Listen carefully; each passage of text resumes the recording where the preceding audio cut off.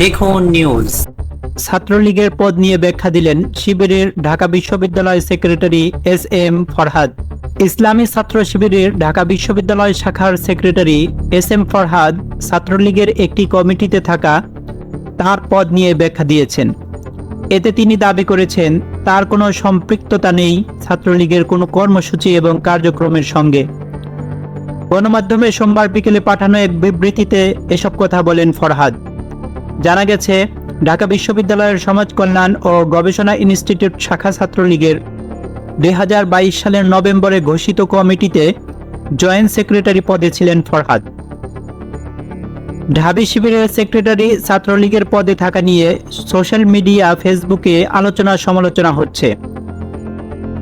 এই পরিস্থিতিতে ফরহাদ বিবৃতিতে বলেন, সমাজ কল্যাণ ও গবেষণা ইনস্টিটিউট শাখা ছাত্রলীগের কোনো কর্মসূচি ও কার্যক্রমের সাথে আমার কোনো ধরনের সম্পৃক্ততা নেই। ছাত্রলীগের কোনো পদ পদবীর জন্য কোনো সিভি বা জীবন বৃত্তান্ত আমি কাউকে কখনো দেইনি। বিভাগ বা ইনস্টিটিউটের কমিটিতে কাকে রাখা হবে সেটা সংশ্লিষ্ট ছাত্র সংগঠনের সিদ্ধান্ত। সেখানে আমাকে কেন জড়ানো হয়েছে, যেখানে আমি ইনস্টিটিউটে ছাত্রলীগের সঙ্গে কোনোভাবেই জড়িত নই। ফরহাদ আরও বলেন, বিষয়টিকে তারা ফ্যাসিবাদ বিরোধী আন্দোলনের চেতনা ধ্বংস করার ষড়যন্ত্র বলে মনে করেন।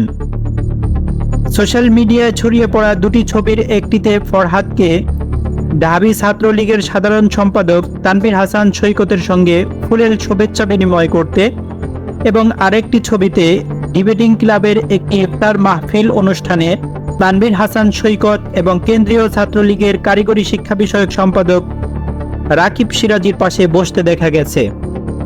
বিষয়টির ব্যাখ্যায় বিবৃতিতে ফরহাদ বলেন, আমি হল ডিবেটিং ক্লাবের সভাপতি এবং সমাজ কল্যাণ ও গবেষণা ইনস্টিটিউট ডিবেটিং ক্লাবের সাধারণ সম্পাদক হিসেবে দায়িত্ব পালন করার সময় বিতর্কের বিভিন্ন আয়োজনে রাজনৈতিক ব্যক্তিদের উপস্থিত থাকার ছবি সোশ্যাল মিডিয়ায় দেখা যাচ্ছে,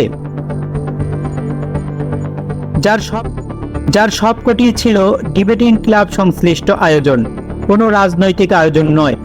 ঢাবি শাখার শিবির সভাপতি সাদিক কায়েমও বলেছেন, ফরহাদ ছাত্রলীগের কোনো কর্মসূচি ও কার্যক্রমের সঙ্গে যুক্ত ছিলেন না। ছাত্রলীগের পদের জন্য ফরহাদ কারো কাছে কখনো সিভি জমা দেননি। তবু তাকে কেন কমিটিতে রাখা হয়েছে আমরা তা জানি না।